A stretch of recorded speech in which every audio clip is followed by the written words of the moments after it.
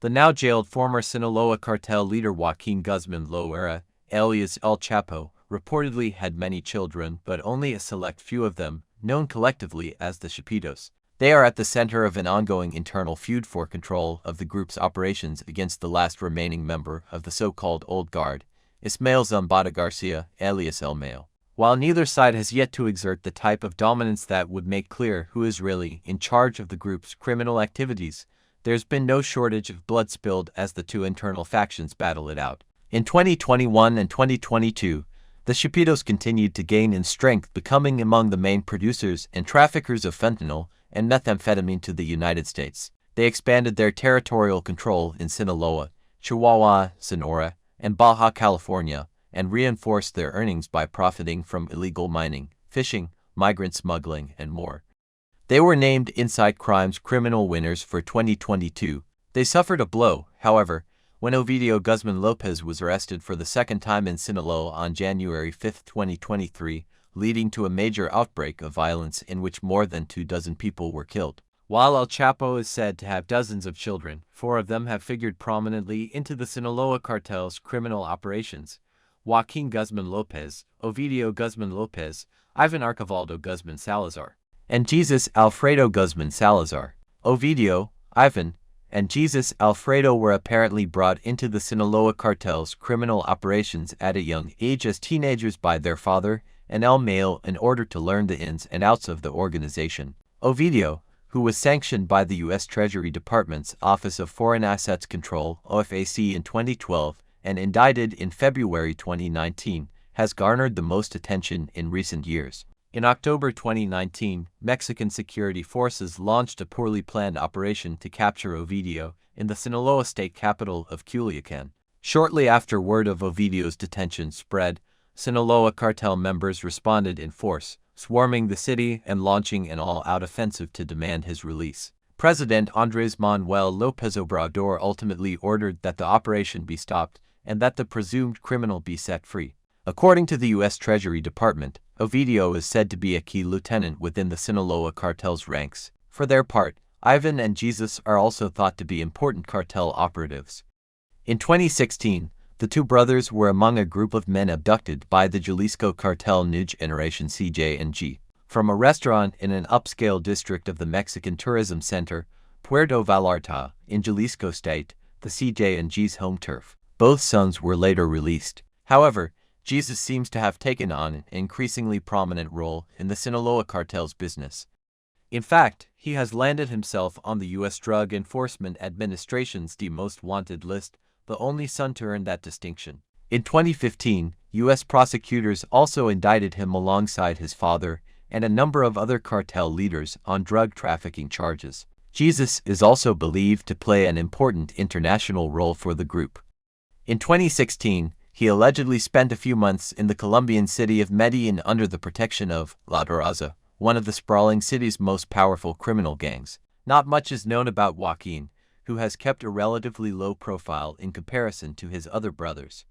That said, in February 2019, the U.S. Justice Department indicted him alongside Ovidio for conspiring to traffic cocaine, methamphetamine, and marijuana into the United States. The indictment itself lacked detailed specifics, but U.S. prosecutors alleged the trafficking took place over the course of a decade between April 2008 and April 2018 for the Sinaloa cartel. In their father's absence following his final 2016 arrest and subsequent extradition, the Chapitos have been at odds with El Mayo, as well as their uncle, Aureliano Guzman Lora, alias El Guano, over control of the group's operations. Given that their father founded the group, the sons seem to have felt entitled to inherit what their father created. While indeed much flashier with spending drug proceeds and partying than El Mayo, the Chapitos do know the inner workings of the cartel and are looking to assume supreme control. As a result, fierce battles between the two sides have continued for years. Most recently, in May 2020, José Rodrigo Araquiga Gamboa, alias El Chino Antrax, once the head of the Sinaloa cartel's Antrax hit squad and an associate of El Mayo, was found dead after escaping federal probation supervision in San Diego. The Chapitos are believed to be behind the slaying. El Chino Antrax was a close associate of El Mayo, growing up with the Zambada family and alongside El Mayo's sons in Culiacan. This long history makes it unlikely that the aging Chapo would have had much to gain from killing a longtime ally at a time when he could have needed him, as internal tensions remain high. In June 2020, a multi-hour shootout reportedly between the two sides outside Culiacan left 16 dead. While the Chapitos have kept the heat up, U.S. authorities have taken note. At the end of 2021, the U.S. State Department announced that, in addition to facing federal drug trafficking charges, the government had upped its reward to $20 million for information that would help them in capturing the four sons. The U.S. Treasury Department has also sanctioned the Chapitos under the so-called Kingpin Act. Despite being in the crosshairs of U.S. authorities, the Chapitos have only stepped up their efforts to exert dominance over the group their father once led. In February 2022, armed men reportedly loyal to the Chapitos, riding in a convoy of dozens of vehicles, laid siege on the municipality of Caborca near the U.S.-Mexico border. For hours, the convoy occupied the city as local police were unable to repel them until morning. In the end, the attack left 2 dead and at least 5 others kidnapped. With the help of the Salazar, a local group aligned with the Sinaloa cartel for years, the Chapitos have sought to secure control of a key drug trafficking corridor stretching from their home base in Sinaloa through Sonora and Baja California, and over the U.S.-Mexico border. Increased firepower may be helping their bid. In early March, the Mexican Army and National Guard raided 4 houses in Navojoa municipality in the south of Sonora state, seizing an arsenal of almost 3 million rounds of ammunition of varying calibers, 6.50 caliber rifles, more than 150 handguns and automatic rifles, dozens of grenades, and 12 bulletproof vests, among other drugs, magazines, and tactical gear. This was one of the largest criminal arsenals ever seized in Mexico. After their notoriety rose significantly through 2021 and 2022, the Chapitos suffered a blow on January 5, 2023, when Ovidio was arrested in Culiacan, the state capital of Sinaloa.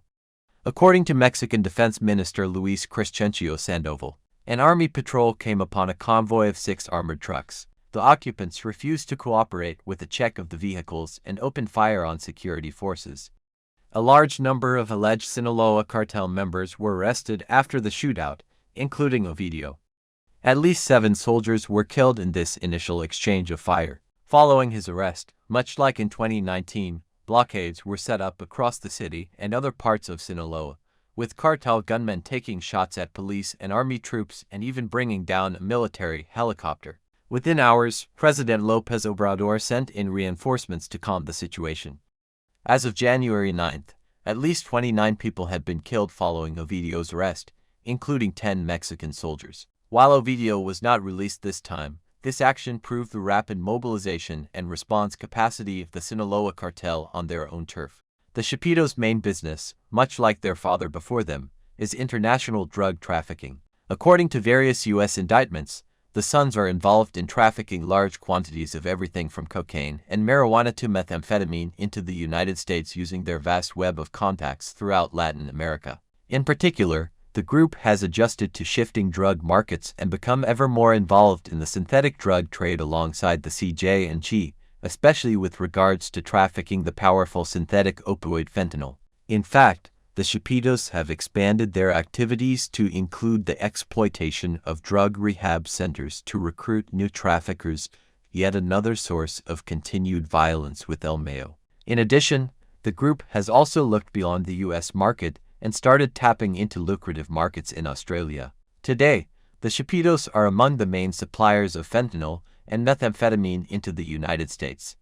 The U.S. Justice Department issued charges against them for conspiracy to distribute cocaine, methamphetamine, and marijuana in 2021, and rewards of $5 million have been announced for each of them. The primary stomping grounds for the Chapitos are in their birthplace of Sinaloa State, the group's fiefdom in northwest Mexico along the country's Pacific coast, especially in the capital city of Culiacan. However, El Chapo's sons seem to have much more sway and strength within Culiacan and other urban centers.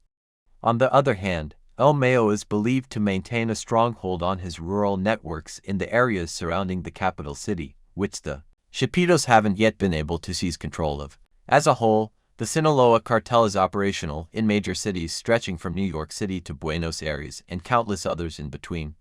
The group also operates in at least 17 Mexican states, and by some estimates, in as many as 50 countries. More recently, the feud between the Chapitos and El Mayo has spread beyond its longtime center in Sinaloa to reach the states of Baja California and Sonora. And in September 2021, reports surfaced that representatives of the Chapitos were regularly traveling to Mexico City to seek to extend their influence there. In early 2021, Mexican authorities took down the Sinaloas, a cell of the Sinaloa cartel reportedly under the influence of the Chapitos operating in the nearby state of Mexico. But this has not stopped the Chapitos from continuing to expand into the capital, especially in the micro-trafficking scene of Tepito and Tlalpan.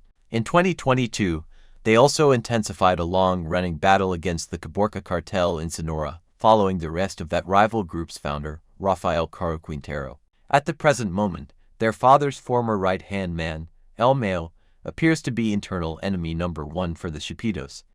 In addition, there have been reported family frictions with their uncle, El Guano, over control of drug trafficking territory, and alleged extortion payments he was thought to be charging in parts of Sinaloa. In addition, the Chapitos have battled the Beltran Leyva organization, the Sinaloa cartel's one-time ally, before a 2008 split kicked off a bloody battle between the two groups. In 2016, more than 100 Beltran Leyva members were reportedly responsible for looting El Chapo's mother's home in the mountains of Sinaloa, forcing her and hundreds of others from nearby communities to flee the area. To help in their ongoing turf wars, the Chapitos have recruited allies across several states.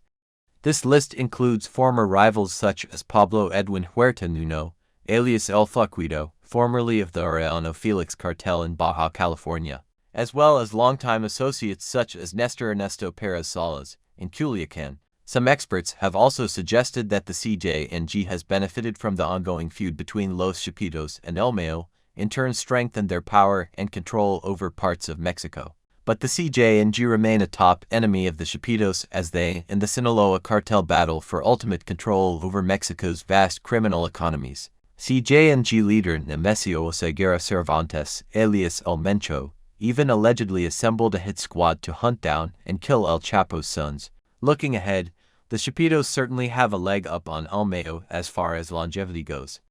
The old capo is reportedly in bad health and battling diabetes. However, El Mayo's roots in the Sinaloa cartel run deep. The fact that the Chapitos have been unsuccessful in seizing total control of the group's operations thus far suggests that El Mayo still has plenty of fight left in him. However, their grip is slowly tightening. The expansion of their territory to Sonora, Baja California, and Chihuahua has given them a major advantage along the U.S. border. Their specialization in synthetic drug trafficking, alongside marijuana and cocaine, provides an ever-steady supply of cash. And their reputation, through the Chapiza movement, continues to grow. The arrest of Ovidio in January 2023, however, poses a major question. Will the group stay united, or will fractures begin to emerge? Thank you for watching, and don't forget to like and subscribe.